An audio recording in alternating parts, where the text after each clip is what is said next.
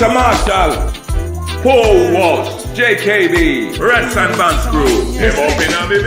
Keeping it real with Rudi Lickwood, the topical interactive chat show where you may end up being one again.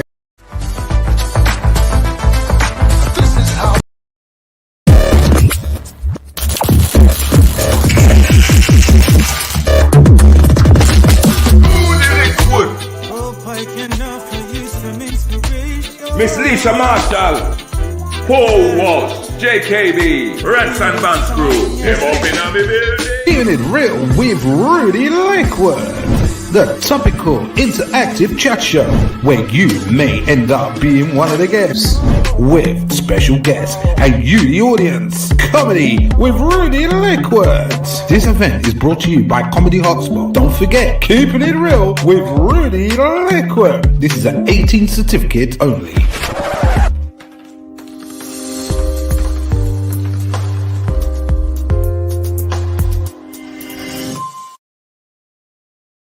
Hello.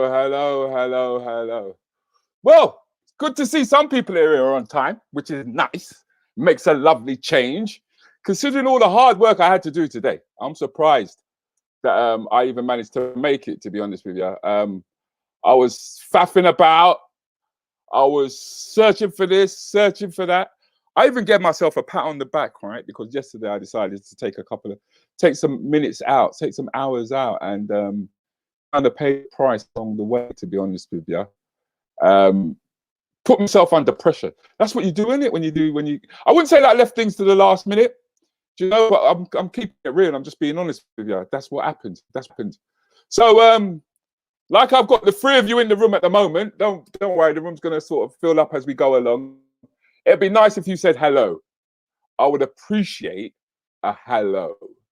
I mean, that ain't too. I mean, come on. Let's keep it real. That ain't too much to ask, is it? Not really.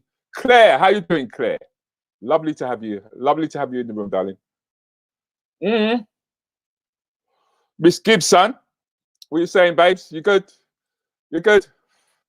Yeah, I know. I'm trying to stay good myself, to be honest with you. What I'm gonna do is, because what I haven't done is I haven't put any links, any YouTube links up yet. I've been editing. I've just been doing loads of editing on this one, and I don't want too many people to miss out, to be honest with you, right? So what I'll do, is I'm gonna go and grab hold of the link. Grab hold of the link. I don't want to cut myself off if I do this. Hold on. Have I cut myself off? No, I haven't. Well done, Rude. Well done. I ain't done that. Cut myself off. So what I'll do, go and grab the link. Is I'm gonna go and grab hold of the link. I can see it on YouTube. Oh, this is brilliant. I can see myself on YouTube. It's horrible when you see. Can you remember the first time that you heard yourself, right, on a tape recorder and you heard your own voice? It was horrible, innit? It was horrible. What do you mean go and eat cake? You're feisty. And you eat cake too. Yeah. Nevada, how you doing, bruv? How's it in Sweden? With your 24-hour nighttime and daytime, man. Hello, says Coach Astrid. Hello, says Coach Astrid.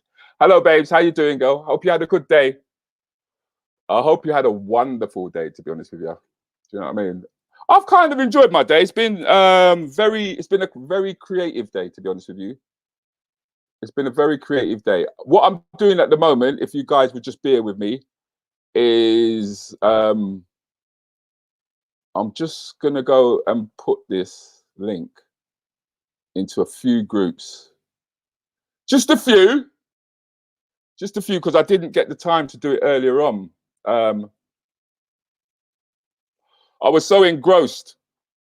I was looking at the two guests of mine, and I spent so much time just looking at their bloody images and their posts that I neglected to put the post out to inform everyone that the show is about to begin, and obviously I pay the price when I don't do that, and it's not a price I'm willing to sit back and just pay, if you get what I mean.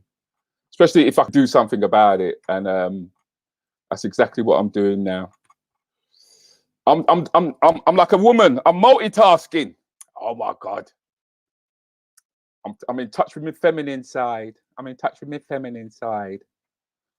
There are not many blokes are willing to admit that they're in touch with their feminine side. Unless they're Leary. Then if they're Leary, then they're always in touch with their bloody feminine side. Tell him I said it. Kaima pufta. Tell him say me say it. He'll most probably leave some remark on my profile after saying that. Okay, I wouldn't be surprised. So, Spice, was you off work today, or was you wondering if you was off work actually? Because I know Claire don't work. Claire just claims off the government. That's all Claire does. Claire claims off the government. Whereas some of us out here, we bloody work. But it's nice to see the room starting to go the way I envisaged that it would. Right, I've just got 5 more groups to put it in, and then we're good to go. We're genuinely good to go. Come on, click. Come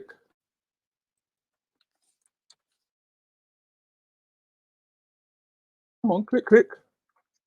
It's a bloody computer, isn't it? It's doing its own thing. Oh, there's one reply already. Well done. Oh, come on. Computer, hello, computer, behave yourself. Oh, that's why you won't behave yourself. Okay, cool. See, that's what happens when you give yourself time out, you know. You think you're doing a good thing, then it kind of backfires. But I'm not one to complain. I'm one to look for solutions. It's all about solutions. Right, okay, enough of that now, right? Time has gone. It's time for us to move on. Lovely to see you guys. Big up, Trevor. I can't see you, Rudi. What do you mean you can't see me? You must be blind. If you can't see me, then you're blind. Big up, Trevor. Big up. Antigua, you can multitask all you like, but you multitask well. That's questionable. Shut up. Basically. Look at that. See? Look. Hi, I joined YouTube now to watch. See? I got the YouTube click here. I got it. Monday evening blessings all, especially the R&B crew in the house. Okay, now I see you. I hope all is well with you, bruv. It's fine. It really is. You're good? Denise, I'm fine, thanks. It's a bit blurry. Okay. Am I blurry now? I'm a ghost. Well, tonight is all about the Rants and Bants crew. It really is. It really is about the Rants and Bants crew. I beg your pardon. I've been working for the same organization for 11 years. You call it working. I call it passing time, really. I mean, come on. I mean, what do you do? What do you do apart from just shuffle in and sit down and have a coffee now and again? Come on, let's keep it real, Claire. Let's keep it real. While you're making your wigs, let's keep it real, Claire. Come on. Please, it's not only me thought my connectivity are gone. Right. Okay, I've got some big programs opened at the moment. Let me close them. I've got loads of programs opened up at the moment. I mean, I've got my Audacity opened up. That's where you edit audio, by the way, for those of you who don't know. I've got my Audacity don't want to close. Audacity close. Just do as you're told, then close. Yeah. I've got some big programs opened. I really do. Right. So let me close them down. Because I want you guys to have a good, well, the best show that I can give you anyway. From my end. Let me close my calendar down. I don't even know why I opened the calendar. every time I put bloody gigs in there, they get pulled. That is the most. That's been one of the most frustrating of these past 2 weeks. Have been extremely frustrating when it's coming to gigs coming in, work coming in, because as quick as it's come in is as quick as it's gone out, as you can imagine. Right. Why are you on your personal page, Rudi, and not the Keep It Real page, huh, lad? The reason for that was because I didn't get the message out earlier on. I didn't, so I had to just click on it. Evening Evergreen. Jokes tonight. I think we're gonna have a laugh tonight. I think it's gonna be. I think that it's gonna kind of go up and down. There's going to be some serious elements. There's going to be some jokey elements. There's going to be. I think it's going to be quite an interesting night, actually. So let me start off the show, okay, by introducing you to somebody I actually went to school with, and a friend of mine. Yeah, definitely a friend of mine. So allow me to introduce him as I do.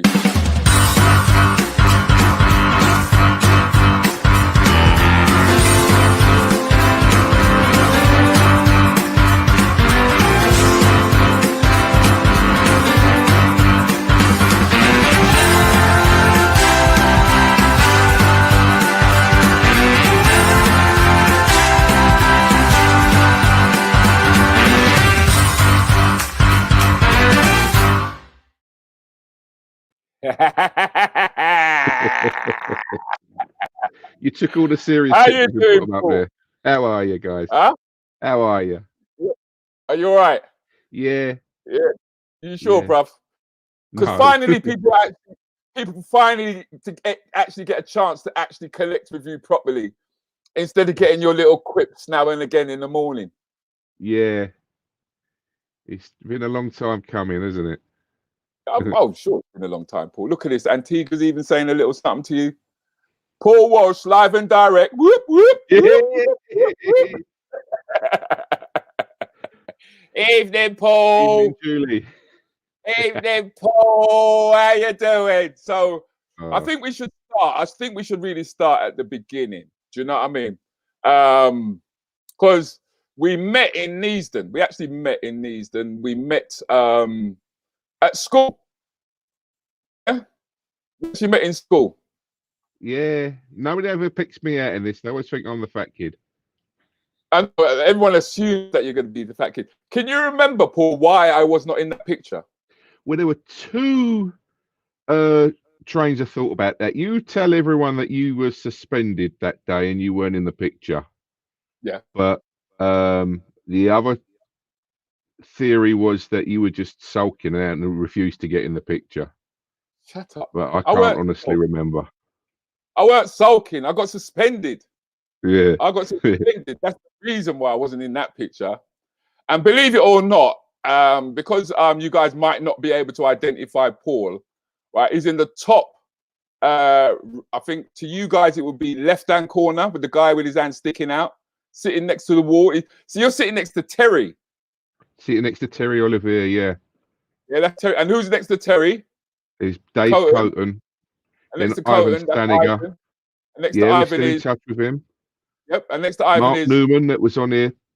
Yeah, them lot have met Mark already. Yeah. Yeah. I can't remember who's next to Mark. That's Andrew Ketley. He left and disappeared. No one can find him. And then we got the front row. We got Raj Kumar, Nigel That's Hunt, to the left, who we're Nigel in touch Hunt. with. Stelios. The guy, black guy with Murray. that's Stephen Murray. Yeah. He was a sweet boy. He was a sweet boy. Yeah. And below him, we got Albert Edlam. Albert down there, yeah. Your great sporting rival. Yeah, Donovan Thompson there. Donovan Thompson. Andrew Sappy. Yeah, Arthur Burke. Yeah. The guy leaning down, that's Tony Holligan. Yeah, doing his Superman thing. And then on the wall, we got sitting down.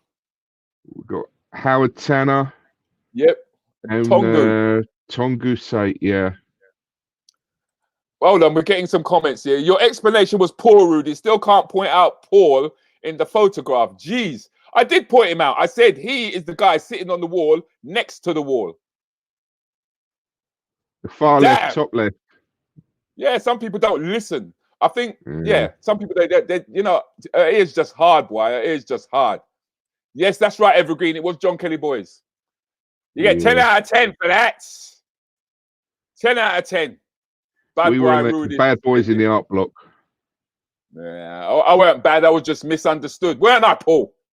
We was all misunderstood. I think that's why they stuck us all the way down in the art block, keep us away from everyone. Yeah, we were cool. We were the coolest class. Yeah, that's so he says. So he says. You two are good to remember their names. You know what?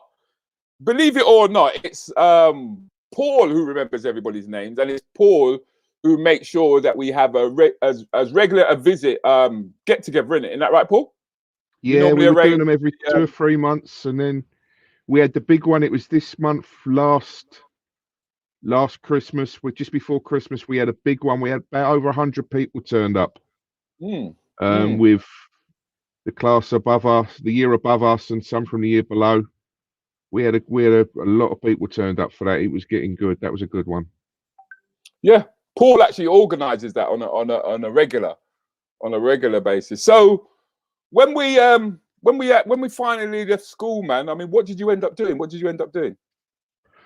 I sort of drifted. I had no idea what I wanted to do, where I was going. I sort of ended up. I had an uncle. He was in the motor trade, so I was working in his car showroom for a while, and I went from there to a few other showrooms. I was there.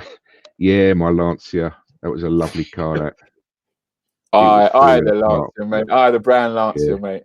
2 litre. I had one with a little bit of drive in it. You know, the click on the button, on the stick on the gear stick. Yeah.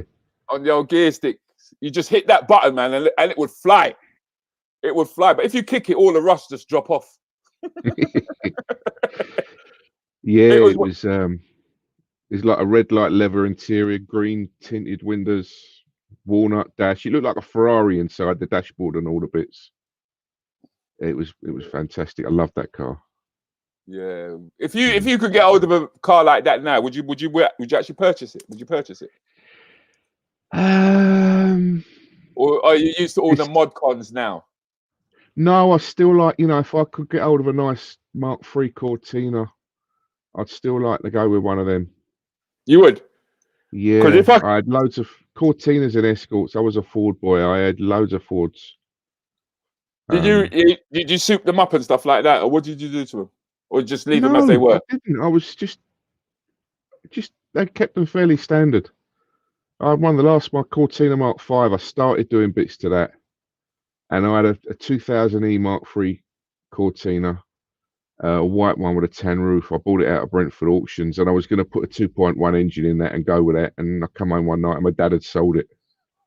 He sold it. Yeah. I come out with a profit on it, but it wasn't the idea. I wanted to keep that one. Oh no, never mind, man. Never mind. I had to go. That's right. The overdrive button. That's what it's. Yeah, I had one of those. It was a little click, and the car was gone, man. I remember names. Oh, you do remember names? Remember names and surnames too, Denise. Too many registrations. Never missed any. My dad was a Ford Escort, man. So there's quite a few people who had Ford Escorts. Yeah. It was quite hip back then. Quite hip. From the time you start using the word hip, you're talking to an 80s child, isn't it? Yeah. 70s, 80s child, man. We were like 40 years before the word attitude come around, but we had it. MK3, Guan, that's Mark a bad car. Do you remember the MK3s? Yeah. What about the old Capri? I only had one Capri. I didn't have it long. I love the Capri. Shut up, Craig. You could not afford a Lotus. He's talking about my mum had a Lotus Cortina. Is that it's lovely. 6 figures now for a Lotus Cortina. That's what I'm thinking. Yeah. Yeah. They were like 1,100 quid when I was a kid. 11. Liz is talking about how she had about 100 grand now. 100. Liz is saying that she had a Mark II black Escort. You had horse and cart. Keep it real. You had horse and cart, and you had pony, right? You have no Escort back there. You didn't up there in Manchester. They didn't have none. They didn't have none. So you saying that you was just drifting about, yeah? Yeah. You're quite a bit of a looker back then. I didn't realise it at the time. I had no self-confidence back then for that sort of thing. I had all the chat and everything when I was messing around with people, but I didn't, you know. It was a lot of it was front. Okay. I didn't realise I could back it up. Yeah. Had a bit of legs. Yeah. And my favourite shorts, them psychedelic shorts. What was you still taking? Got that T-shirt as well. You still got it? I've got one. I've got a T-shirt that I love, and I always hold on to it. It's got Malcolm X on it. It's a not Malcolm X. It's Marcus Garvey. It's a Marcus Garvey. It's green, and I still put it on to this day. To be honest with you, that one came out of a pub in America. It was called the Happy Swallow. And there's a picture of a bird on it, and then behind it there's a picture of a pint mug. So it was a play on words with a happy swallow. Okay. I can't fit into it now, even though I still got it. Okay. Well, so tell us about your average day. What's your average day like, my friend? My average day now. 26 years ago tomorrow is the anniversary of when I got my green badge, when I became a taxi driver, licensed London taxi driver. So we're talking about black cabs here. Black cab, yeah. So did you stop for the black people? I stopped for everybody. Let's get that elephant out of the room. Did you stop for the black people? I didn't care. I mean, we profile everybody that comes up, but when I used to work late night in town, I used to have the 2-stop rule. And if anyone put their hand out, if they were standing by a lamppost, I used to drive on past. And if they stand, I would pull up two paces past them. And if they had trouble with them 2 steps, then I used to drive off again. But it didn't matter who they were, I'd pick anyone up. Is it? Have you had people vomit in the back of in the taxi and all that kind of stuff? Once or twice. Women, always women. Is it? Yeah, I know a lot. I know a lot of women in the room actually who struggle when it comes to holding their liquor. You know what I mean? It's quite a few of them. Because of security and that, they used to, picked a few up and like that in that States back in the day. But what you used to do, you used to make sure you got the address off them, and then they'd sit on the back, and then next minute they'd roll over and they were fast asleep on the back seat. So you come close, you come down their road, then you hit the brakes quick, and they'd roll off onto the floor. And then they'd wake up with a bang. Oh, right, what number was it? And then drop them off. But now with the seat belts and all that, you can't do it. They just sit there upright, and you could hit a brick wall, and they ain't gonna wake up now.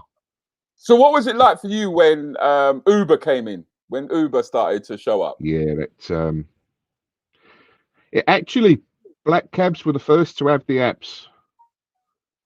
But it was never marketed right, and whatever else. They came over. It was a little tech guy in California came up with the idea, and then the big boys got in hold of it and bought it out, and they pushed serious billions and billions and billions of pounds at Uber. Their strategy is they want to take over all transport, and then they're really pushing the technology for driverless cars. And they want to have a car on every street corner, so when you hit that button on the app, it's there for you. And they don't care. Once they've got all the competition out of the way, which has happened in a few cities in America, the prices go right up. And then when it gets busy, they surge, and it's so would you be surprised? Would you be surprised if would you not be surprised if they were part of the money behind this whole what I call a pandemic? Would you think they've got a percentage of money in that as well? Yeah, it's like you've got big investment companies that have put lots of money into it, and they want control. You know, we talk about this. The big companies like the Microsofts, the Amazons, the companies that put money into Uber are the same type of company. They want control. They want to take control of everything. Try and explain to everybody how it's actually affecting.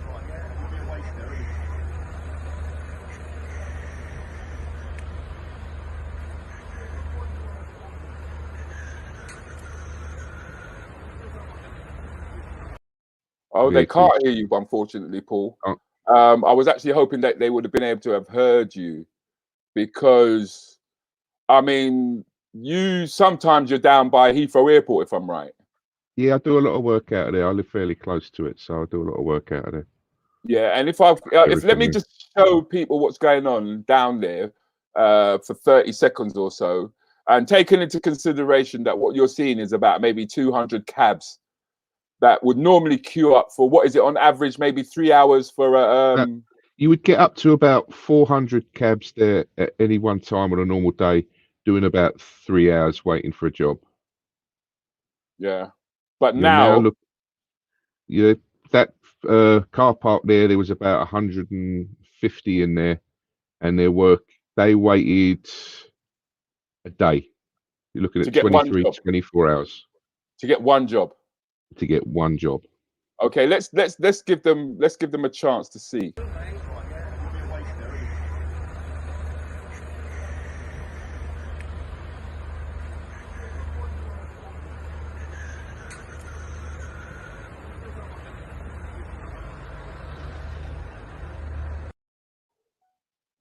Whoa, I can't imagine what that must be like, because I mean, I used to cab back in the day myself. Yeah. You know what I mean? And that was like, basically it was like you spend like 3 or 2 days making your rent, paying for your radio and what have you, and it was like the weekends where you kind of like make your money. Yeah. Kind of like thing. But I mean, if you've got to queue up for a fucking day, do you know what I mean? And that's for one fare, in the hope that it's going to be a decent fare. I mean, what if it's just to Hounslow? if it's somewhere like Hounslow, there's a local area system which you've got. Hounslow would come into it, Heathrow. It goes up as far as Norfolk, down the river, in as far as Chiswick. If you get a job to there, you're allowed to go straight back to the rank without going through the whole system of the car park. You got an hour to get back on it. How would they know? How would they know? There's readers, and you get put into the system when you leave the rank. There's an agent there, a marshal there. You tell them where you're going, and they put it in, and then you come. They plug your number in. You got a tag, and you got an hour to get back to there. So it's all Big Brothers all watching us all with that as well.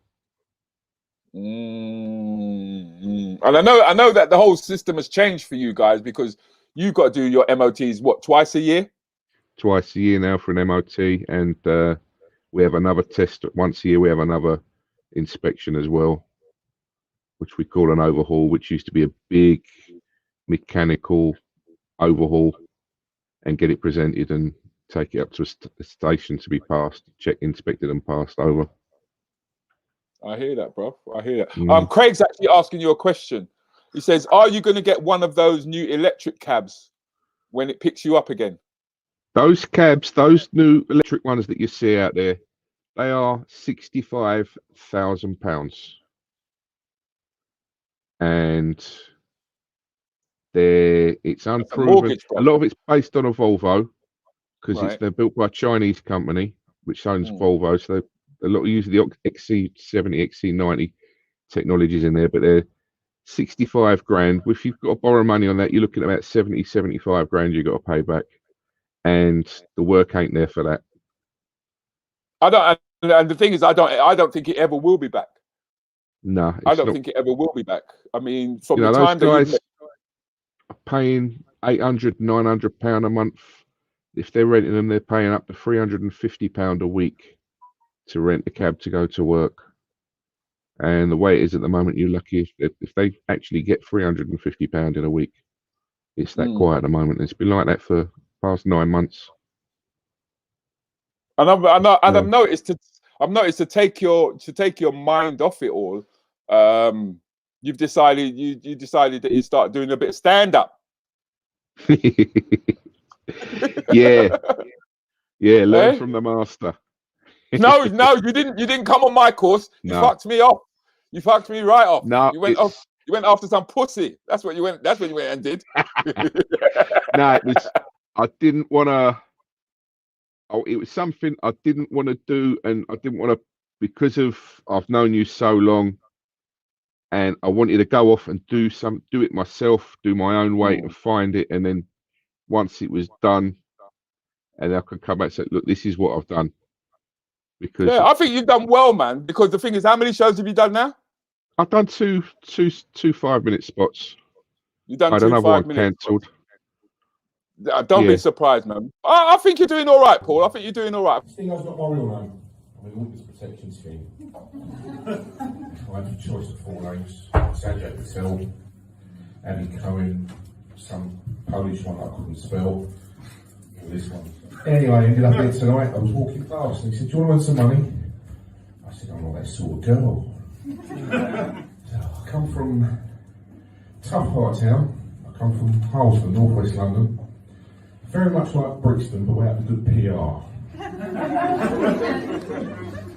I grew up there. It was mainly Irish and Caribbean people. It was Guinness or ganja. Had to grow up either a plastic paddy or a plastic dread. We've moved house 3 times recently, and we've still got the same postman. I can't work out if she's having an affair or it's this protection people keeping an eye on us. I've got a new pet recently. I bought a snail. Learned taking it for walks. I was to stop and sniff at every single tree. My other pet's a chameleon. And last week that escaped and it hid in my wardrobe. You try finding a chameleon amongst all the coloured shirts that your wife has bought you. Yeah, well done, Paul. Well done. I've got to give you a pat on the back for that, my friend, because it's not easy. That was fun, that one. You enjoyed it, and the thing is, you actually have got a chameleon. I did have a chameleon, yeah. Yeah. Yeah, that was Vincent. Is that what his name? He was actually my boy's chameleon, but you know, it's like when you got a pet in the house, it's everyone's pet. He was another one with a lot of attitude, that chameleon. I always find that the best routines come from real life, mate, and that's what I loved. The fact when you started actually talking about having such a pet, because not everybody does. Do you know what I mean? Yeah. But I can see you've got your own one. You've got your own little. Yeah, that's the apprentice, Kieran, and that's my mum. That was a few years ago in Rome. I love Rome, mate. I love Rome. I remember when your mum and my mum met up and they wouldn't shut the fuck up. Do you remember that? They was talking, man. They were talking. Jesus Christ. It was like feeling like we're 6 years old again. You know what I mean? When your parents go shopping and they meet up with their mates and they don't stop. They just keep chatting. They just keep chatting. The two of them were just going on and on about things back in the day. And my boy had his phone and he kept sending me text messages. Can we go now? Can we go now? Can we go now? He didn't want to say nothing. I remember he was sitting in the car, innit? That's clear. The phone was going off. The phone was going off. So is that a regular thing that you do? Like take holidays, have a break, get out? I try to. It's not like a regular job. You just work and work and work. So what I do to keep myself as sane as I can do, I try and have somewhere booked. So I work towards a trip away. I used to go skiing every January, get a bit of clear air in my lungs. That was fun. I was the world's worst skier, but I used to enjoy it. Not a bad looker, Paul. Not a bad looker, my friend. Yeah, I was 1996. That was That was the first picture I think taken when I'd shaved all my hair off, which there wasn't much of it left, to be honest. So, well, sometimes you gotta leave it on the mannequin, as they say, mate. Gotta leave it on the mannequin. You know what I mean? But the thing is that you began to from what I could see, you began to let yourself go, mate. That was probably the last picture taken before I shaved it off. Is it? There was only a few weeks between those two pictures, believe it or not. Right. Yeah, I was in Daytona Bike Week when that was taken. I was watching a blues band in the roof bar of the hotel we were staying in. Was you becoming comfortable, Paul? Was you becoming comfortable as of to why you started to let yourself go that way? I just like my food too much. And I was just, I'm always sitting around. It's a sedentary lifestyle, and I like my food too much. But gradually, it's gone on over the years. Yeah, because the thing is, you know what I mean? You can see that you was beefy, you was healthy. You know what I mean? Yeah. So where is that? That is in Sri Lanka. That's about 20 years ago now, I suppose. Yeah, I've got no idea what that was in my hand. I don't know if you're supposed to eat it or sweep the floor with it or what, but yeah, I was holding that when the picture got taken. It looks like something that's been twined together, doesn't it? Yeah. Bound together. Something that's been bound together from the looks of it. I think that was in the turtle sanctuary, that one. Thank you, Alison. Yeah. Look how the Budweiser sitting happy on your belly. Oh, shame. Shame. I was trying to practice as I would save some effort. I was trying to practice, see if I could just lean forward and drink it straight out of the tin without having to pick it up.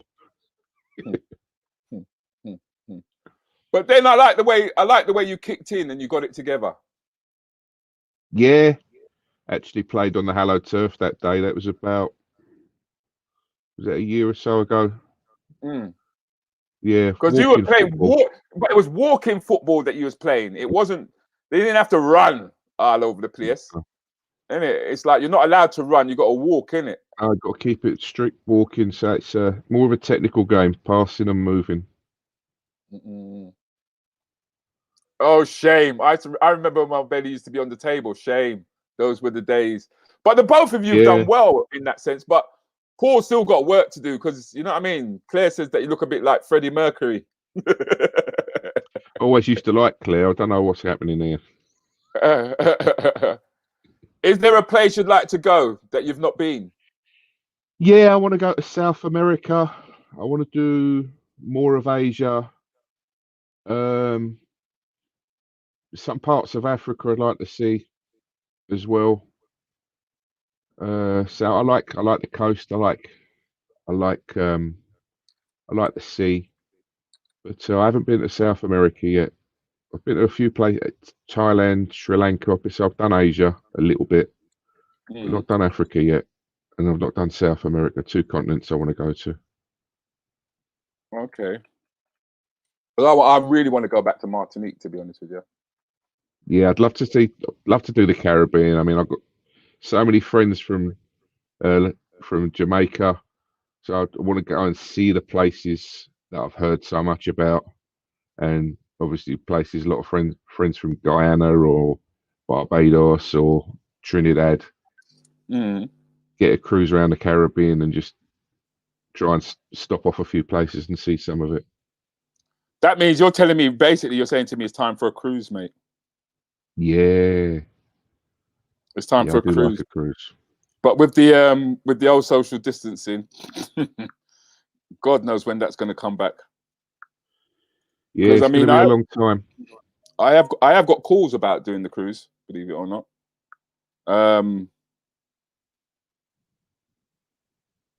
I have actually got calls about doing the cruises and putting dates in, but like I said, I've got a feeling that as soon as they come in, they're going to go out again. You're definitely a proud QPR supporter. Yeah, the season ticket holder up until this season.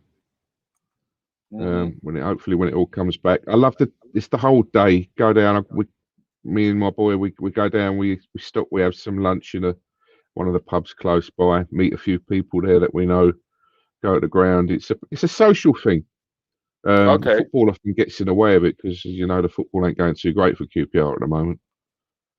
But it's a whole part of a day. Yeah, I'm not getting into the geopolitical thing about whether Guyana's in the Caribbean or not, whether or Latin America. It genuinely, it's only because they only call it a part of the Caribbean because it was part of the British Empire. Yeah, that's how it's before that. But in truth, she's right. In truth, it is actually part of the continent of South America. Physically, it's part of South America, but they're all Latin speaking over there. So geopolitically, that's why it was classed as Caribbean. Yep. Oh, I'm getting into that argument tonight. Yeah, Donna's in the room. I'll lose. Donna's in the room. Rudi, you're going to let us know when your next cruise is so we can follow you. Hope you go to a nice destination on your way or to hot places, to a hot place preferably. Nah, I tell you when I go on a cruise. I tell you. I'm getting Rudi a really, really big trunk to take with him so I can hide in it. I don't want nobody with me. I'm just gonna send pictures of my toes in the sand. That's all I'm sending, mate. Pictures of toes of me. Toes in a sand. cocktail. That's right, bruv. That's right. Yeah. Oh my God. That's a vintage, isn't it? Is that vintage? Yeah, that's an old Austin low loader. That was one of the old cabs. He pulled up in Covent Garden one day, and I got talking to the guy, and he let me sit in it, and he took a photograph of it. Me sitting there. Lovely. Yeah, that cab goes on a lot of the old vintage days and runs and stuff. Does it do like the Brighton run, that kind of thing? No, it's not that old. Okay. It's about 1920s or 30s or something. But it's if you only see any vintage car shows or stuff, it's quite often there. Okay. The guy does weddings and stuff in it, so it's always around that one. Okay. Yeah, it was my mum's 60th birthday. And my dad. Yeah, you're quite close to your mum, aren't you? Yeah, she's 2 doors away. Serious? Yeah. Yeah, she moved in a couple of years back. Okay. 2 doors away. So. Okay, that's safe, man. That's safe. At least she knows that she's close. That would be me. That would be me. So, Paul, man, it was great talking to you, my friend. It's great talking to you. I think you should let everybody know about the your alter ego and why you gave him the name. Yeah, I started doing the thinking about the doing the stand-up, and I wanted it to be more of a character-based type. And it started off, I gave him the name Stingo Murphy. I had that name, used it online in a few bits and pieces, so it was natural because I had an Instagram page and other bits to use that name. And he was going to start off, he was going to be sort of like a thuggy type, biker type guy. And then I changed it to people asking about the name. So I said, he's in the witness protection program. So we had to change the name. And so I'm sort of like working on building a character around this in Stingo Murphy, who's nobody likes the grass, but what's he done? Why is he in it? And it could be quite silly with it. Yeah, you can be silly with it. You can definitely be silly with an alter ego, man. But Paul, man, I gotta say, gotta love you and leave you, mate. The Rants and Brants crew have now met you. They've seen you in the flesh. They can actually get in touch with Stingo, if I'm correct. Yeah, Stingo Murphy. Stingo Murphy's on Facebook. He's on Instagram. He's got his own YouTube channel. And he's the one with the dark glasses and the hoodie over his head because he doesn't want to be recognised. Well, would you like to say your goodbyes, my friend? Yeah, it's been great chatting, Rudi. It's been great seeing all the questions from you guys. And I'll be seeing you with the R&B crew. Big up to all you guys. I'll be back there again in the mornings, chatting away with you. Okay, Paul. Well, don't leave the green room, mate. Stay in, stick around, okay? And we'll have a chat towards the end. Remember, I'm running some promos, but don't disappear, yeah? All right. Well, that was Paul, man. You finally met the brother. Met him in the flesh. And as you can see, man, I mean, it's incredible to think that just driving a black cab would have such an effect on everything. Because I mean, if there are no planes coming in, that means there's hardly any food coming in. That means there's hardly any passengers moving around. That means the tourist industry is collapsing. That means businesses are collapsing. It's a mad knock-on effect. And just to sit there and wait almost 23 hours for one job is ridiculous. But it does happen. It does happen, and it just goes to show that we're all going through stuff at the moment. And it also goes to show that everyone's got a story to tell. So many people said, I've got nothing to say. I've got nothing to say. No, we've all got something to say. And my next guest, I'm gonna introduce to you. She's got stuff to say, right? Without a shadow of a doubt. Quite a maverick in her own right. Nuts. I would have to. I can't even describe her as nuts, to be honest with you. I think what we'll do is we'll allow her collage to kick us in the right direction, and then we'll have a chat with her. So let me just find her intro. I want to take this off the screen because I want you guys to see everything. Yeah. And let me introduce you to her.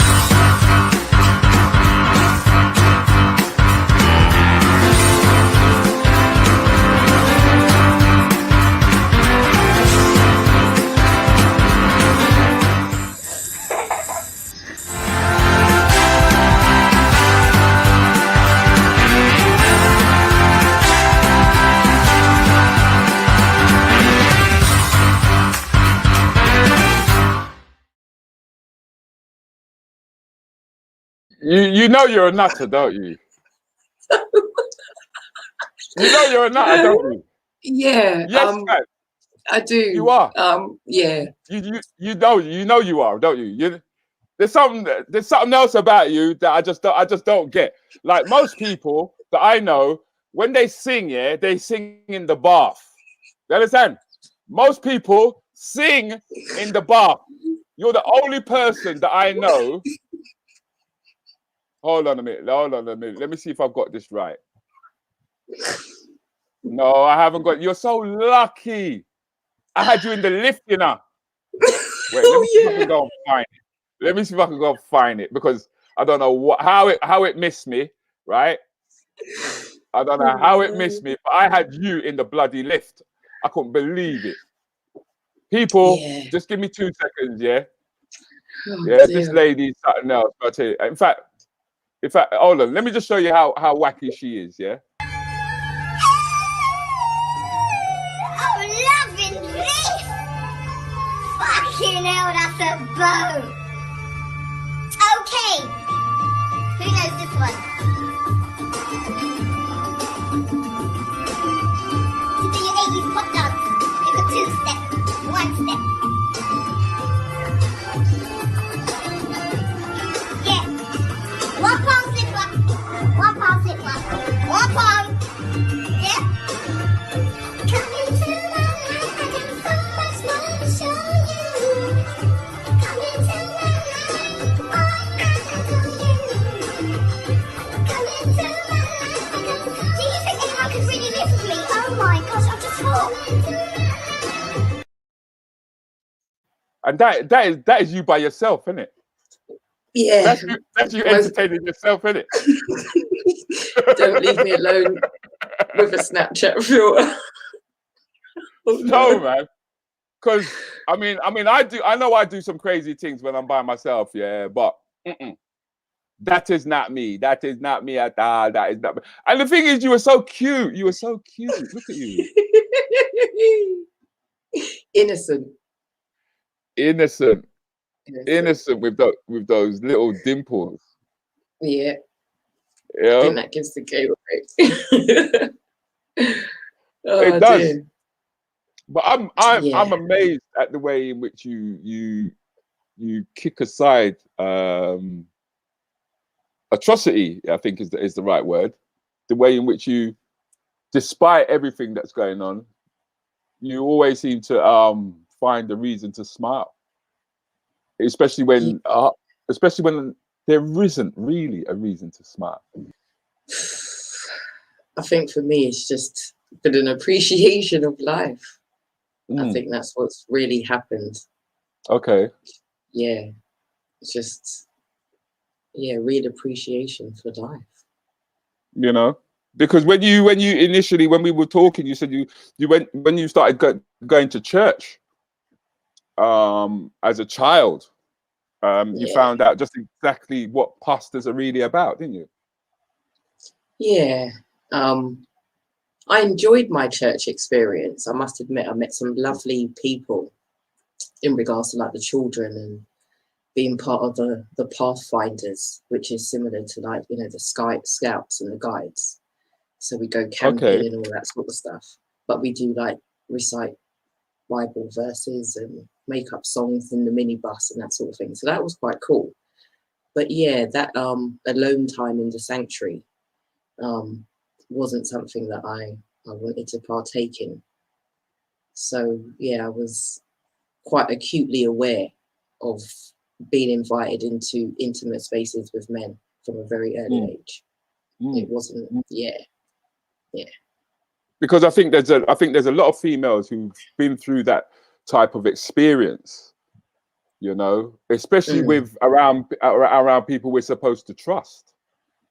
You know, I think that's what is the worst thing, is that that's where my parents sent me because they thought it was a safe space. You know, sort of being on a housing estate, that whole concrete jungle kind of thing, you know, the lift, the stairs, that whole landing environment wasn't always great for a little girl. So they sent me somewhere that they thought they could trust the adults more than anything, not even the children, but trust the adults. And yeah, I'm glad I was vocal more so than anything. I wasn't someone to keep that sort of thing to myself. I questioned a lot. That's one thing my parents instilled, was to question everything. So I'd be the sort of child to go home and say, why has that woman got that stuff on her face? Or why is that man doing that? And, you know, it kind of alerted them to be more vigilant about who was around me. Yeah, because I mean, that's what I would say to most parents nowadays, man. Is you can't trust anybody. You can't really trust anybody nowadays, especially when it comes to children, when it comes to kids. You know, it's a difficult one. Because I mean, that seemed to have had an impact on you. Definitely. I mean, from a very early age, unfortunately, when your family sort of, you know, do the whole babysitting thing and you go and spend time with the family friends, you know, there were things that happened beyond my control at a very early age.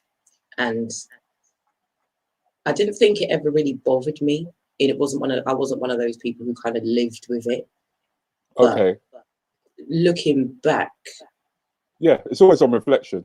Yeah, like certain smells or just little things, and you'd think the memory or the experience would dissipate as you got older, but unfortunately sometimes there's actually more clarity.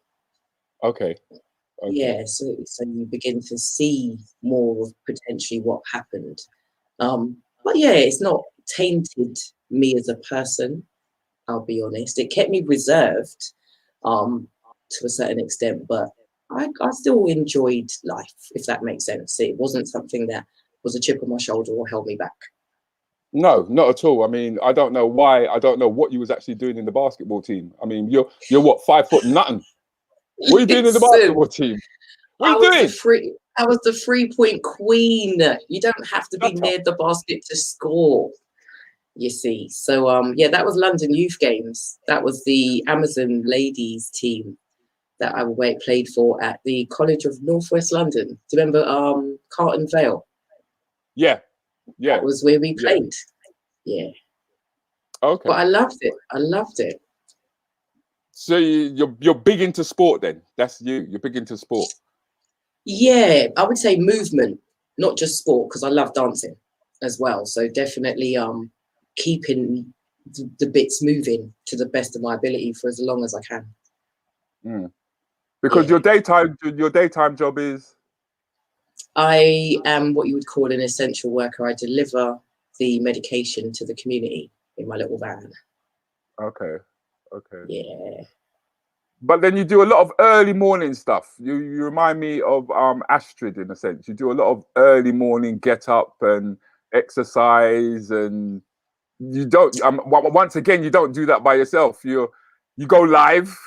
If I have to, yeah. Sometimes live. it's just it's out of that comfort zone, isn't it? People always worry about what they look like, or am I doing it right? And you know, I mean, it's always about an appearance. And for me, it's not just about an appearance; it's just about doing it. So sometimes, if you see someone that looks worse than you, you don't feel so bad. If you see someone that looks worse than you, can you not say you look good, innit? You not say you look good. No, I definitely made sure I could fit into that swimming costume for that particular holiday because that was a long time coming. That holiday. Where was it? Where was it? That was in Catalonia or Spain, but that part of Spain, that's Catalonia. Yeah. Oh, Juicy Julie's a fan of dancing. She loves her dancing. Yeah, I love a dance. I do. But I went to dancing school, so that picture you saw with me and the little boy in the like walker thing. It flashed up, yeah. So I went to stage school for a few years. Oh, you did stage school? Did you do ballet? I did, yes. Did you do ballet? Did. Yeah. Right. Yeah, because you're so little bit, you could pick you up though, innit? They could pick you up and throw you around, man. Yeah, I'm short but little but metalawa, as they say. I'm quite heavy set. Got big bones. Yeah, wouldn't try to pick me up in a rush, basically. Okay. Yeah. I make sure that I'm steady on my feet, if you know what I mean. Yeah, because you're quite cute there. You look quite cute. I can imagine. That was about, I just started driving, so that was like 18 going on 19. Yeah, that was the mobile. Oh my gosh. We were talking about escorts earlier on. Exactly. That's why I was just smiling earlier, because I was thinking, yeah, my baby. Yeah, my dad trained as a mechanic with GM Motors, so Ford was kind of like the go-to vehicle for reliability and affordability. But I loved that car. I did. I so loved it. That was my first car.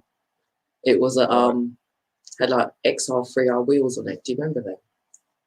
No, I don't remember the XR3. Like the four circles. I love cars. I'm sorry, yeah. I get all excited when I see them. I noticed, man. I'm still trying to look for this goddamn thing, man. You was thinking about foggy. Something was foggy. I can't remember. Oh, it's a foggy road. Yeah. I'm gonna find it. You know, I'm gonna find it before we finish off today. I'm definitely gonna find that foggy road thing. that was something else. That was something I couldn't believe it. That was my bad girl stage. Okay, he's a bad gal. Well, I thought I was, but yeah, that was like. No, but you were a bad gal. If you're gonna keep it real, you were a bad gal. You were a bad gal. No, do you know what? Actually, it was just a persona. I was the responsible, working, going college, going to school every day, and where I lived, I was the good one. I like everyone came to my house. Sort of thing. I was the lucky one where everyone liked my mum.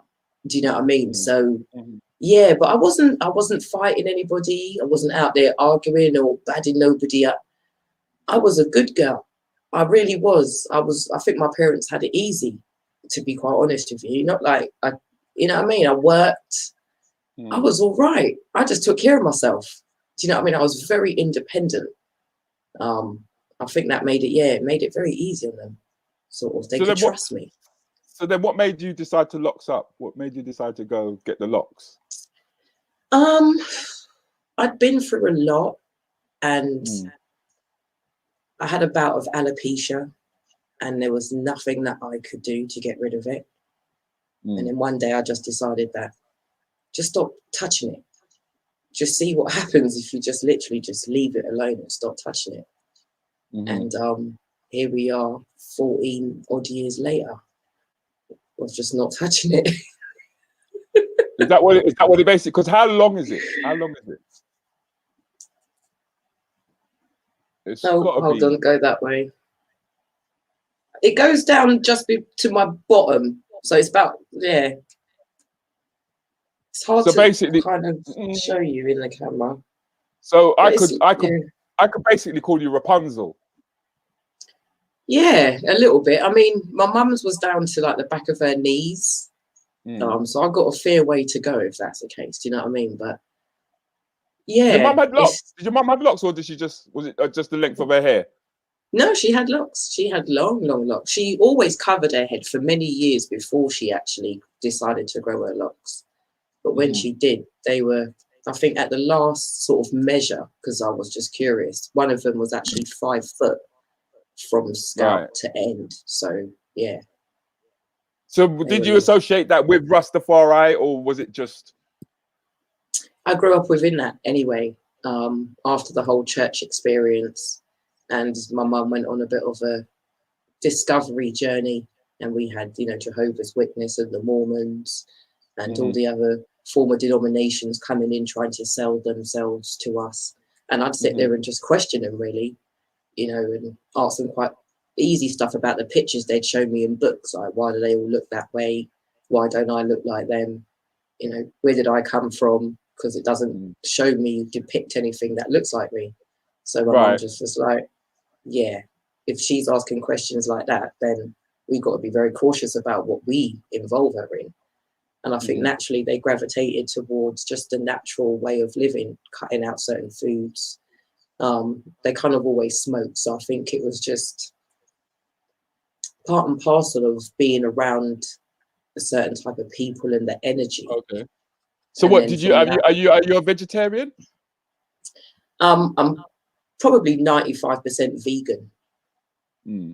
Yeah. And that's through choice. That's in the last 3 years or so, I would say. I've just whittled out any sort of animal byproduct, to be quite honest with you. My only vice is eggs. But yeah, I couldn't digest meat anymore, basically, is what happened. My body was just shutting down. I'd fall asleep. It's nothing worse than going out on a date and having a lovely bit of steak, and then like 15 minutes later be sitting there yawning, and the person you're with thinks it's them, and it's not them. It's because your body's just working so hard to process the food. And then once I started to eliminate certain things, I realized that my energy levels went up. So, okay. And then because there's been, I know that quite a few people have discovered that once they actually stop eating meat, it's true, the energy levels actually do go up. But I don't think I could give up meat though. I'm not like countryman. Countryman say you don't eat meat, whereas me eat meat. Meat everything. Pig everything. Oh Lord, no. See, I must admit though, right? The last time I had bacon, I think I was like 2 or 3 years old, and I can still taste it to this day. Like I can wake up in the morning and just crave bacon, brown sauce, and fresh sliced tomato on brown bread. Like even just talking about it makes me salivate like I want it, but I just know that my body would just reject it. So don't even attempt it. Just leave it alone. Yeah, that's for you. I think I found it, Oh, I knew I'd find it. I knew I would find it. Most people, as I say, sing in the BART. You don't sing in the BART, you sing in the lift, man. I didn't come down in it this morning. I didn't go down the stairs. But outside was foggy road. Road is so foggy road. Road is so, it's a foggy road. Road is so rocky road. Yo, hey. Treading this road for the longest while. But the fog I go clear out my mind. Hi. Treading this road for the longest while. Keep away all of your bad mind people them. No. There's good acoustics everybody does in the lift. But there's good acoustics in there. The acoustics are brilliant. Like it's my own little. It is nice, isn't it? Yeah. There are certain rooms when you go in and you know that when your voice hits the walls and it comes back to you, you're like, yeah, that I can sing. I can actually sing. That's it. And I got a good minute as well. Yeah, it's a good minute of, I timed it. I got a good minute of footage before I get to where I need to get. Oh my God. Have you ever got stuck in those lifts? You ever got stuck in those lifts? Do you know, in all my years of using lifts, I've never been stuck in them. Never. I don't know how I've got away with it. It's, I'm not, I'm just look at it as a blessing, to be honest with you. Like, every time it opens and I get there, I'm like, yeah, give thanks. Do you know what I mean? But yeah, I do use the stairs at least once a week and come up, just as a form of exercise, get the heart rate pumping and all that sort of stuff. You know what I mean? So, yeah, because I like I said, I know you're into health. I know you're a holistic type of like person. Yes. You know what I mean? Because there was a lot of food on your pictures. There's a lot of picture taking of food. Do you know what I mean? And that's why I was saying, but I didn't see a lot of meat. That's why I was asking. Do you know what I mean? I tend to. I want to know ones I like to see the colours. The more colours there are, yeah. Oh, you're into the colours? Because I'm looking at the plate going, where's the meat? There's no meat in here. Not that. No pork chop. Nothing. But you're mixed heritage, aren't you? You're mixed race. That's calling the black person mixed race. But you're mixed heritage, but yeah, aren't you? Technically, yeah. Mum's from JA and dad's from Barbados. So you have a Barbadian and Jamaican mix there. Yeah. I thought the Bajans and Jamaicans didn't really get on, you know. No, they don't. That's just real talk. They actually don't. No. My house was really pleasure to grow up in. I can imagine, innit?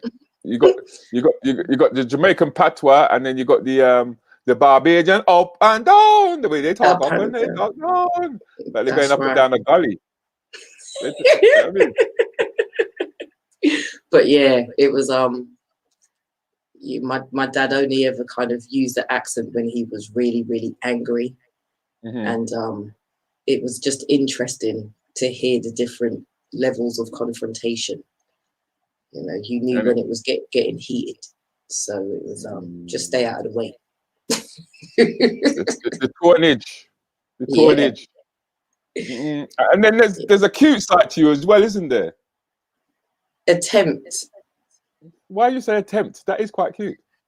Because I don't consider myself to be very feminine. Okay. Maybe it's because of the stuff that you was wearing when you was a kid. I still dress like that now. You're just like a tomboy. Yeah, I do. I don't really wear skirts. Like, see, funny story is that I used to have this really nice denim skirt when I was younger, and I wore it everywhere. And my dad used to leave us in the park, and my brothers and my uncle couldn't be bothered to use the gate to get out of the park because it was way down the other end. So they skipped over the fence. And there's me, like, 3 foot nothing. I'm going, I'm going to go over the fence, innit? And my skirt got caught on one of the spikes, and I was just dangling.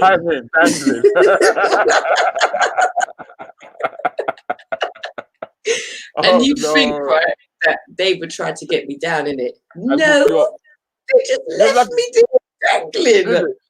Oh, shame. Yeah, so my dad had to come and get me.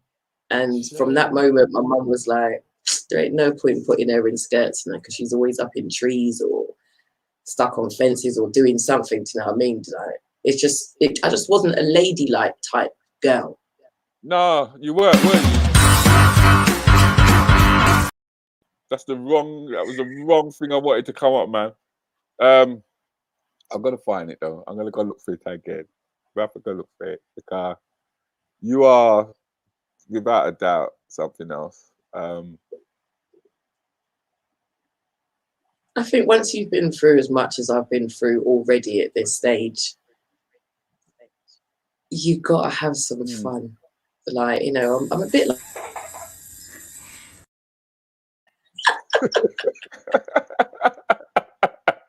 And do you know what, yeah?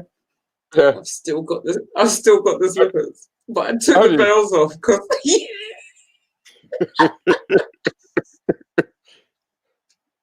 You make me laugh, man. But they what it was, I was working in the care industry, and around that sort of Christmas time, they invite us all to dress up.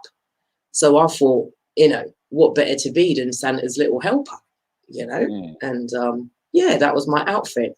And then my nephew just loved it, So I was like, I'm one of them ones. As long as people are smiling, then it's good endorphins. It's good things that are happening inside, even if it's just for that moment, So, yeah. I knew that would tickle you. I knew that would tickle you. I knew. Because both of you got the same sort of sense of humor. Both of you got the same sort of sense of humor. Freaking nuts. Absolutely nuts. So COVID has come. And obviously it hasn't really affected you, has it, as such? All I can say is that deliveries got busier, but the roads got quieter, and all of you were at home. So my deliveries were easy. Thank you very much. But I mean, in that time, or even before that, you've been writing, haven't you? Yeah, I've always been one to kind of jot stuff down over the years, I'd say, and never really done anything with it. So I've now started to do some stuff with it. But this particular year, I met with a bunch of women on another Zoom session at the first lockdown sort of thing. And it did give me an opportunity to kind of publish a piece of writing. So it kind of gave me that confidence to think, actually, if I can do this for a collective, I can definitely do it for myself with a bit more gusto and a bit more confidence. So, yeah, I managed to get a book out. Yeah, because you have got a book out. The thing is that wait, hold on. Let me see if I can get it up here. Rocky Road. It's a foggy road. You got me singing it now, man.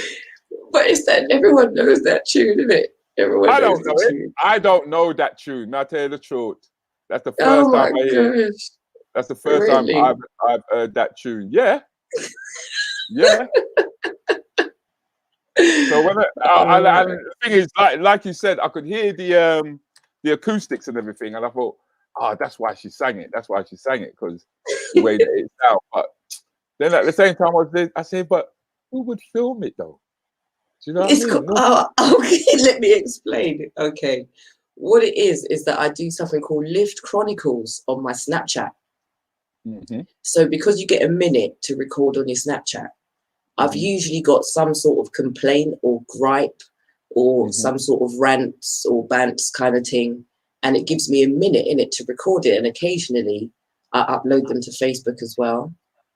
So I kind of do different things on my different socials. So Facebook is, this is what I've realized. My Snapchat is where I can wear lots of different filters and do all the different personas and all the little things that sit in the back of my head that just spill out.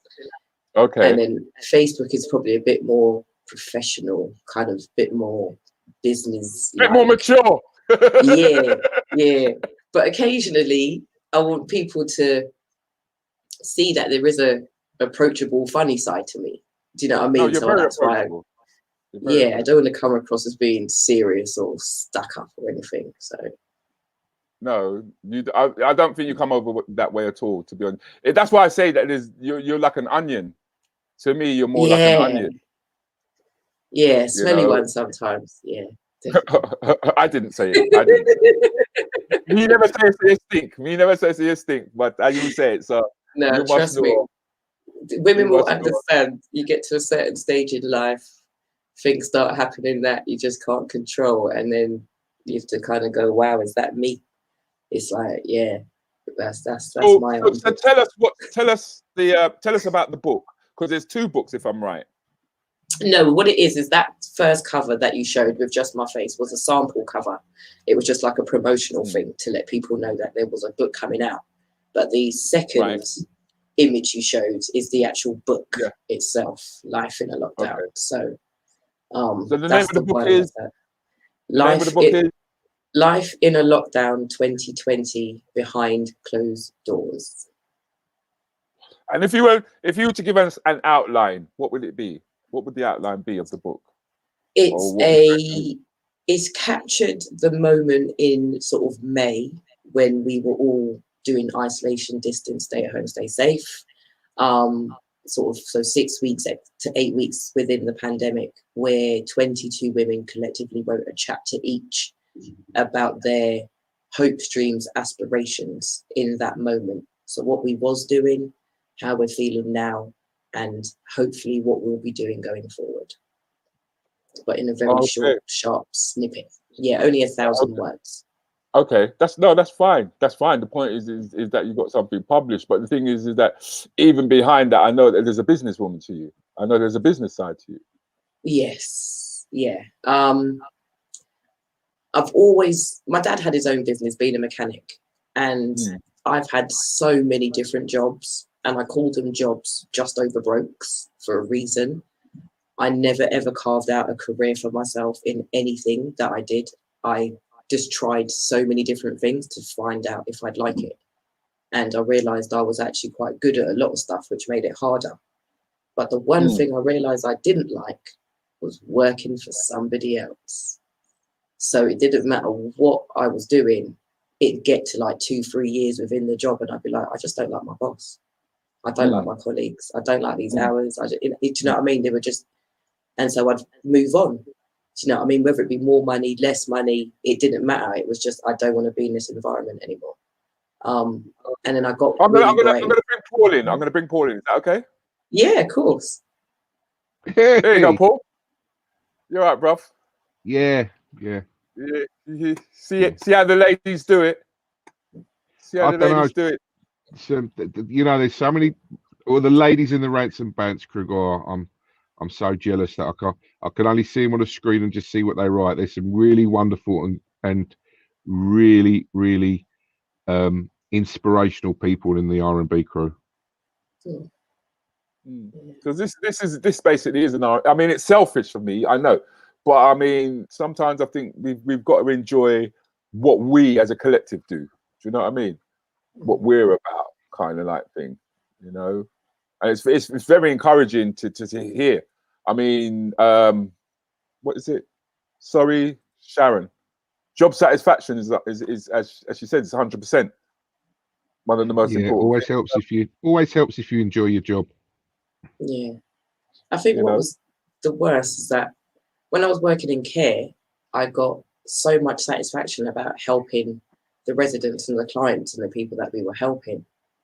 But behind the scenes, it was like the lack of equipment and, some of the attitudes that the staff had towards each other and the way some people treated some of the people we were supposed to be caring for. And my passion for wanting to take care of people made me angry because it wasn't to the standard or the level that I would expect it to be. So yeah, I had to get out of the industry rather than ruin my reputation. But now I've managed to sort of find that going out into the community, I'm still able to have that contact with people, and it's really nice going out each day and, still having that sort of chat with them on the doorstep sort of thing, if you know what I mean, but still having enough time in my own day to come home and still do my own thing as well. So I'm kind of living the best of both worlds at the moment, which is something I'm just going to really soak up because it's a rarity. Well, tell us a bit more about some of the cosmetic side that you do, the cosmetic stuff and the pop-up shop. Because I know there's more to you. Come on, man. Give. So the lockdown ladies, as we're called, the lockdown crew, we wanted to kind of keep extending what it is we did to others. So we were fortunate enough to get a pop-up shop in Luton Market. So it isn't just about us advertising what it is we do, it's about others coming in and advertising what they do as well and having their products in their little space. So that's a collective of people that all go in and have a shelf or a little area. But I decided that I really love smelling good, and men especially who walk past me and they smell really nice. It's something I've always kind of commented on. The bloke who used to sit next to me at school, I sat next to him because he smelled nice. So I got him. It's not a milk. It's not a milk, so you smell safe. You smell of your mum's breast. You smell safe. It's like hanging around with the dinner lady. You know what I mean? Holding her hand. Holding her hand. Good to be with you. You're good. You're good. You're good.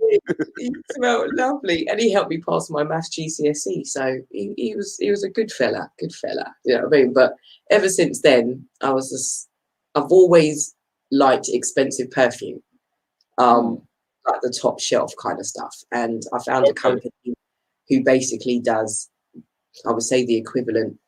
In that respect, at a lot more affordable price. And then once I found out what was in the range, I just got more and more excited. So over a 2-year window, I think I've gone through about 200 different samples, like just purely to smell them all.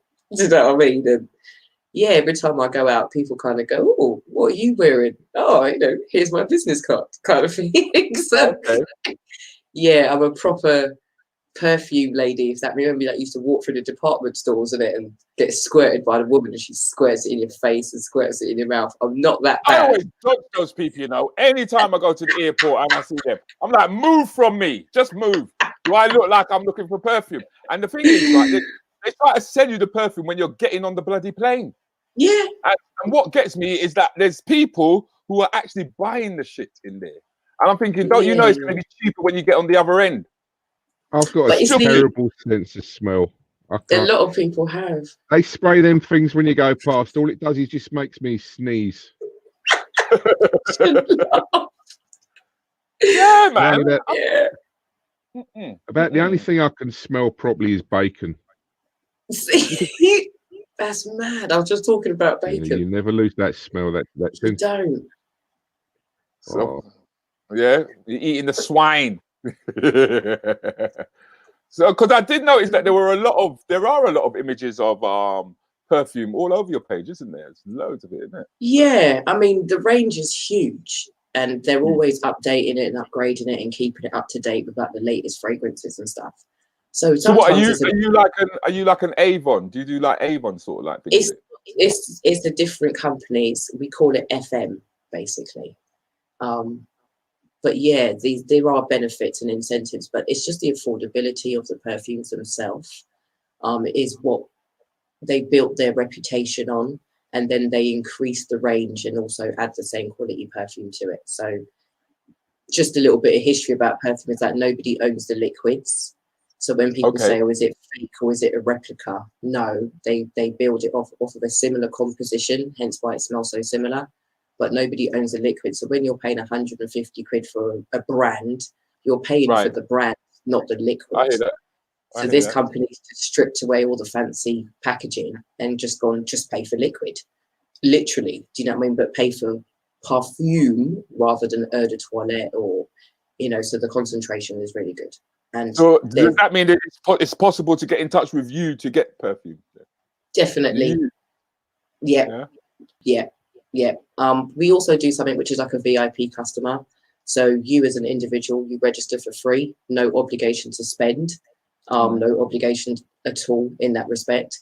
But you can go online and you have what you call your own web shop. And then so do you have your own shop? Do you have your I've got one. Yeah, I've got a web shop, but you get one. What is the name of your web shop? What is the name of your web shop? It is actually part of the FM World shop, so I will share the link in the thread. Because Denise is asking if you could put it in the private chat for me. Yeah, I will do. Yeah, if you put it in the private chat for me, then I can put that up. Yeah, because it seems like the ladies seem to show an interest in that, whereas me and Paul, we like the smell of food. Well, I do that as well. You see, this is I'm a bit like. There's another thing that you do. Come on, let's go. Every guy in the world chasing after you. Yeah.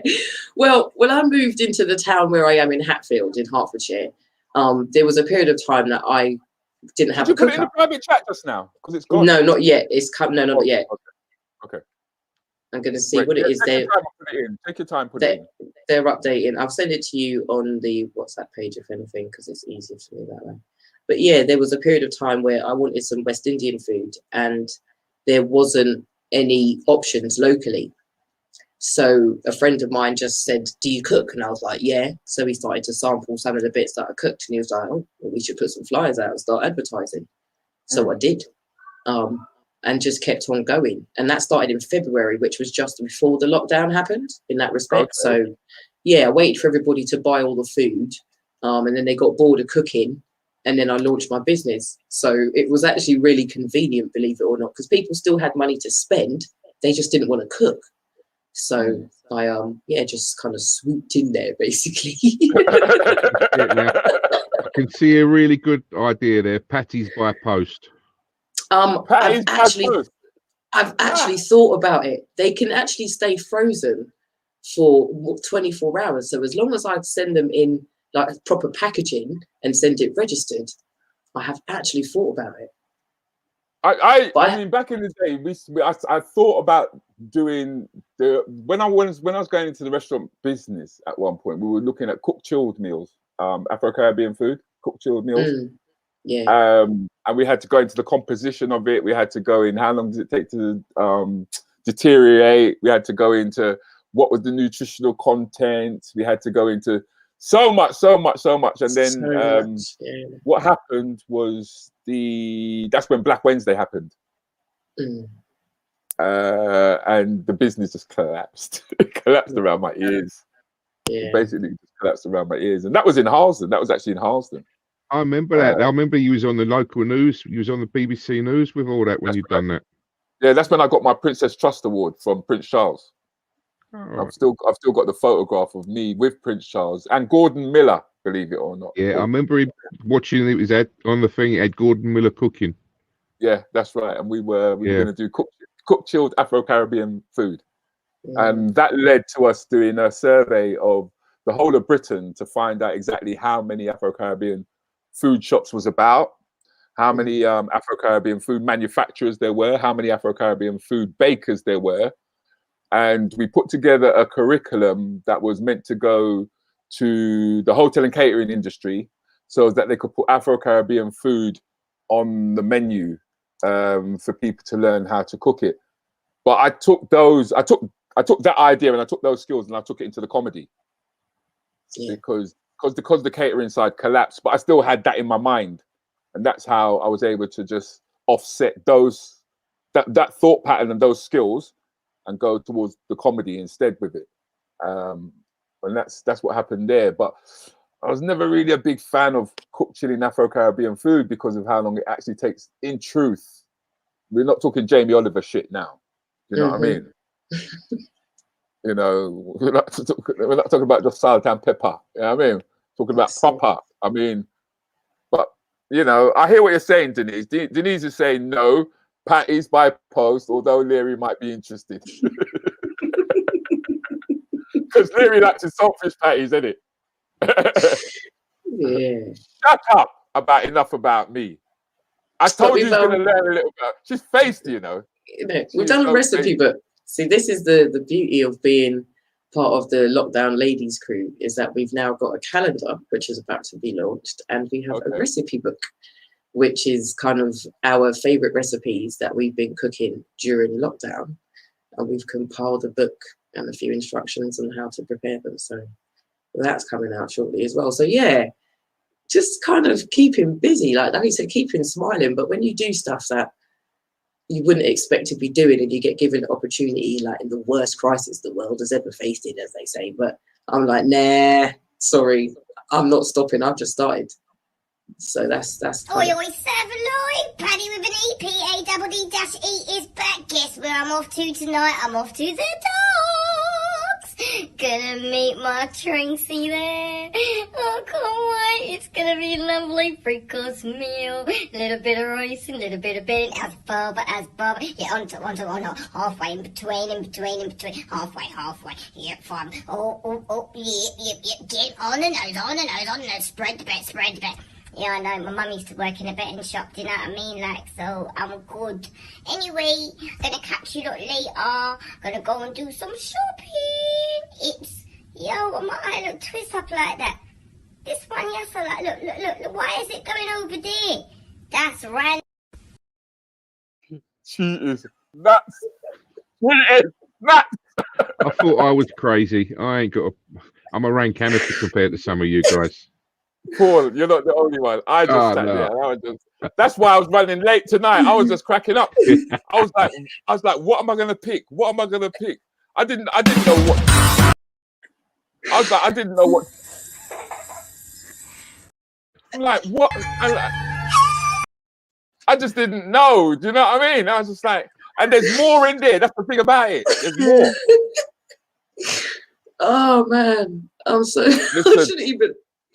Listen, oh man. The thing is that we're over 10 o'clock, ladies and gentlemen. We are over 10 o'clock, and I've thoroughly enjoyed myself. I spent a hell of a lot of time today editing down your stand-up, Paul, which I really appreciated, and I really enjoyed going through. And I think it was excellent for your second gig. Do you know what I mean? You actually got a couple of laughs, mate. Yeah, you know what I mean? Yeah, it'll only get better. It'll only get better. Lockdown laughs as well. There weren't many people in there, so you know what I mean. To hear anything at all, that was good. No, that was really good, and to hear all the stuff that you've got up to, Lescha, it's amazing to me. It's amazing to me. I found that most of you ladies, you don't just multitask; you get shit done. Yeah. You actually get shit done. You know.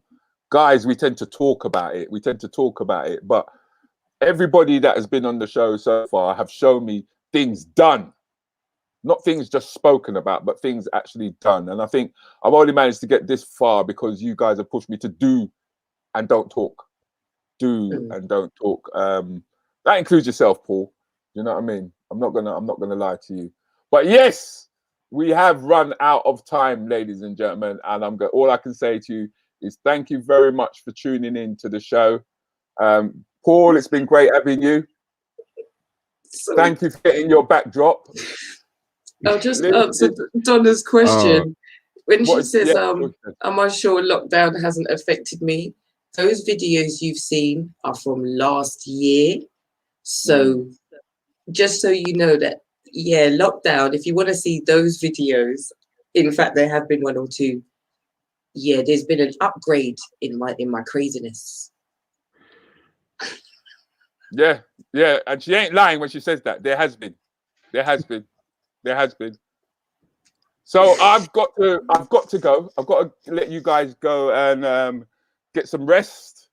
I hope you've enjoyed the show. I hope you will come and check me on Wednesday morning, and also Wednesday evening for the Anything Goes. And as promised, all of those who do have backdrops will be coming on the shows. You will be a part of the shows. The Anything Goes podcast, you'll be a part of that. 15 minutes with DJ Countryman and Rudi Lickwood, you will be a part of that. Is there anything you'd like to say before you go, Paul? No, it's been great. There's so much we could have talked about and could have gone so far, but it's been fun. And listening to Lescha has been a lot of fun. She's crazy, and I just love crazy people like that. Okay, thanks, Paul. And yourself, would you like to say before you go? It's been a pleasure. Thank you so much. She went to the same school as my mum as well, so it does feel like I'm part of a real family. So thank you so much for having me. No problem, man. No problem. Once again, man, that's another show done. Another show done.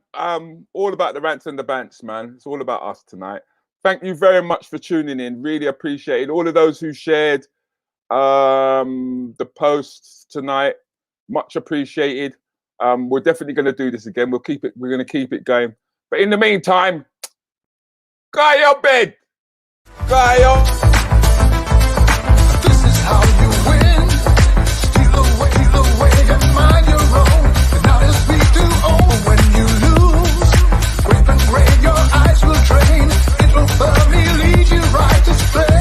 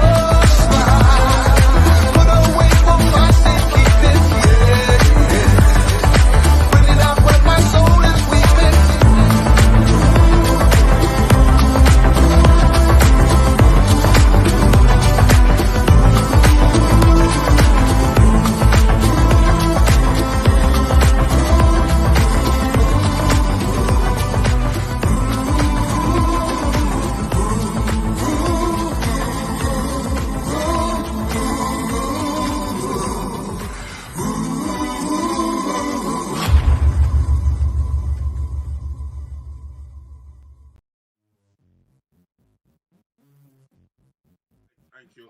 And red card. Remember red card. Paper round. Paper round. This would give young people plenty of money. That and the milk round. Remember the milk round? Yeah, and the reason being is that number one, that the way how things are taught is well beneath the standard of your child. So your child's now having to dumb itself down in that environment. You look at them and you go, but you're broke. You can't talk to me like that. However, when they ain't broke, you're going to go, oh, okay, babe. All right, then, love. For. The rest of you are just putting up red flags, man. If you just put up red flags and we don't know who they're for. Anyway, I don't think you wanted to be on the show tonight.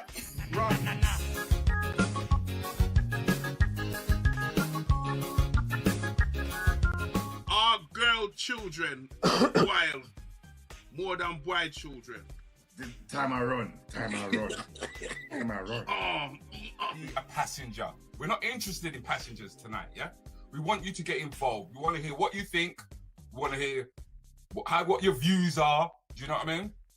So get involved. Use the comments, okay? We've got a comment section there, and I'd very much appreciate it if you use it, all right? I'd even appreciate it even more if a couple of you lot, you know what I mean? Some man techniques regular from that woman. And don't even frightened to talk about it. The whole toilet paper drop in the toilet. What you gonna do? Hold up. You don't step me out. Caroline. Don't ask, Rudi, please. I'd rather be with a rich person. At least his mind works in a level that he can make money. You can learn something from him. And I'll wave my red flag there. Rudi, just ignore it, Rudi. Ignore.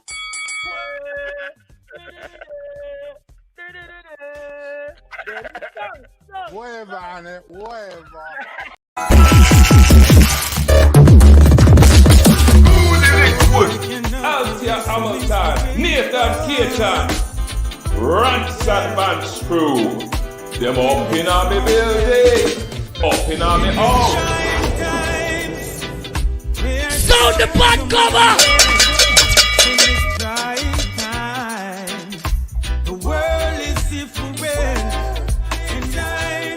Polish people are builders.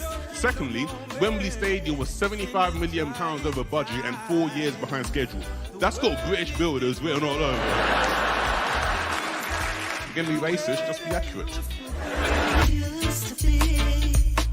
Can't afford to lose my sanity. No. I took a screenshot on Friday that shows the figures of how many people are in Trelisk Hospital with COVID. Because this should be public information, okay? I can tell you that on Friday in Trelisk there were 3 people in with COVID. No extra deaths, 3. And that covers Trelisk, West Cornwall and Hale Hospital. The total deaths from these 3 hospitals in 7 months is 76 people. That's about 10 people a month over the last 7 months, and we have locked down. Lots of people have to start speaking out. There's lots of doctors and nurses that have come forward. The people must talk it, the people must come out. Etc. Well, I've decided there's no point. I have gone against the rules within the NHS. I have shared confidential information that people need to see, okay?